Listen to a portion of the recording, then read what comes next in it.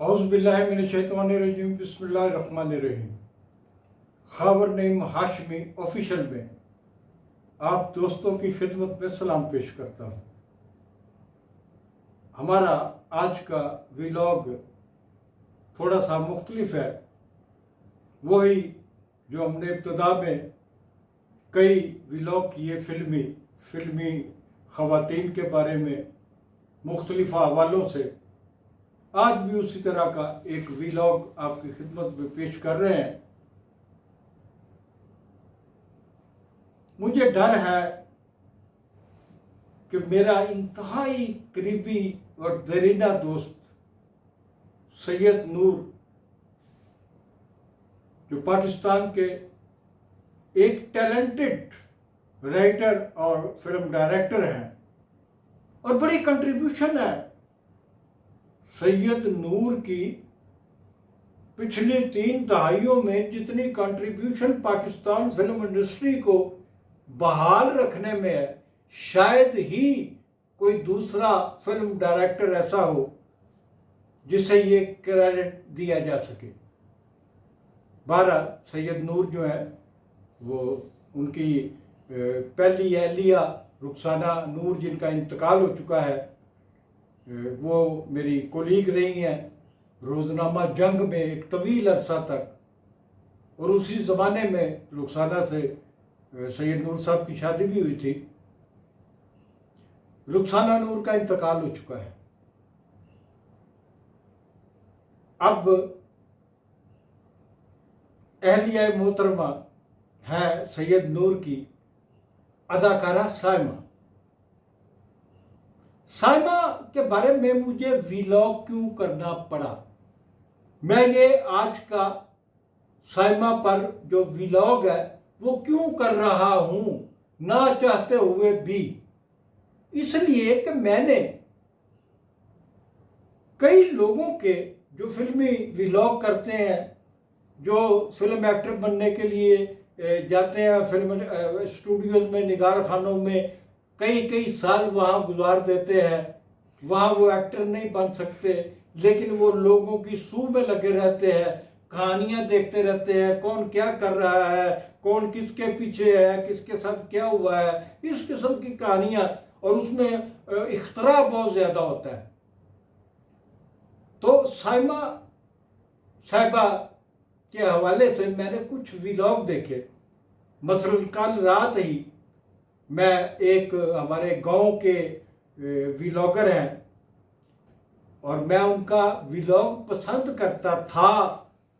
शायद मुझे आइंदा मैं उनका व्लॉग ना देखूं, क्योंकि कल उन्होंने अपने व्लॉग का जो उन्वान रखा है वो इंतहाई फोश और बेहुदा था। व्लॉग का उन्वान पता क्या था? मुझे भी शर्म आ रही है बोलते हुए, लेकिन मैं एक लफ्ज को सेंसर करूंगा यहाँ पे। रीमा की, अदाकारा रीमा की बात कर रही है, जो आजकल अमेरिका में, कनाडा में होती है, उनका जिक्र कर रहा हूं। रीमा की साइमा से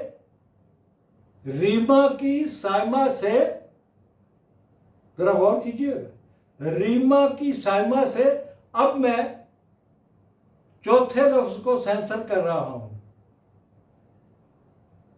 चे अगला लफ्ज मैं सेंसर कर दिया, आगे चालाकियां। ये उन्वान इतना गंदा, इतना फोश, इतना वल्गर कि वो आदमी जिसके मैं व्लॉग देखता था कि फिल्मी व्लॉग करता है, फिल्म इंडस्ट्री में रहा है, कुछ इसको सूझबूझ हो गई, जितना देखा है ये करता है, ये व्लॉग नहीं करना चाहिए था इसको।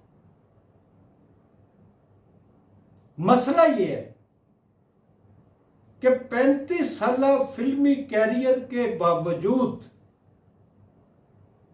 मैं फिल्म कैरियर की बात कर रहा हूं, साइमा की उम्र की बात नहीं कर रहा।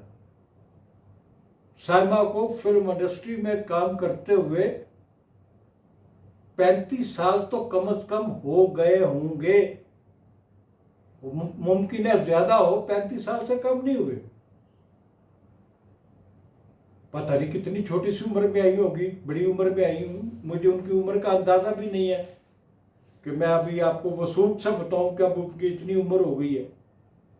लेकिन साहिबान, दोस्तों, सैमा आज भी हसीन है, आज भी जवान है, आज भी नंबर 1 है, और आज भी उसके नाम पे फिल्म बिकती है, उसके नाम पर फिल्म चलती है।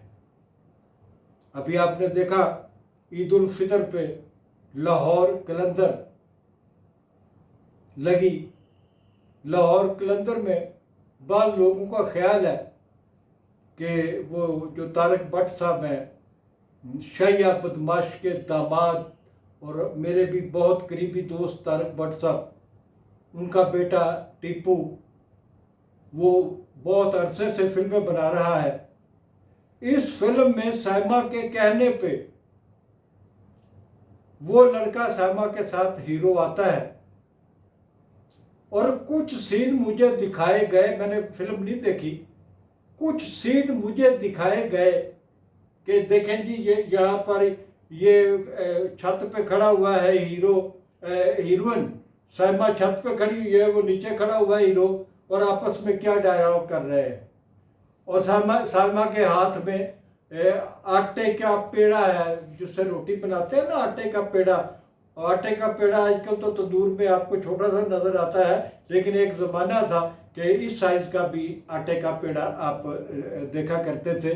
वो आटे के पेड़े को किससे मुमासल कर रहे हैं, ये एक चीज़ मुझे दिखाई गई। और एक दो चीज़ें और दिखाई गई। एक बानो बाज़ार का सीन दिखाया गया मुझे कि वो बानो बाज़ार जाना चाहती हैं, तो फिर वो जो हीरो होता है उनके साथ क्या हरकत करता है, तो वो एकदम परेशान हो जाती हैं सैमा, और कहते हैं तुमने ये क्या किया। उसने कहा कि बानो बाज़ार के अंदर जा रही हो, वहाँ पर यही सारा कुछ होता है जो मैंने किया है।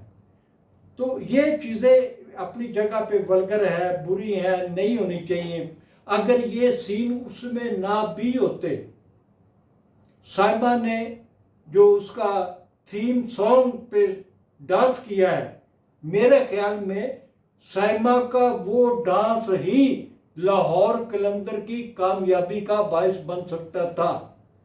लेकिन प्रोड्यूसर और डायरेक्टर हजरात सेक्स डालने की कोशिश करते हैं, गोश्त डालने की कोशिश करते हैं।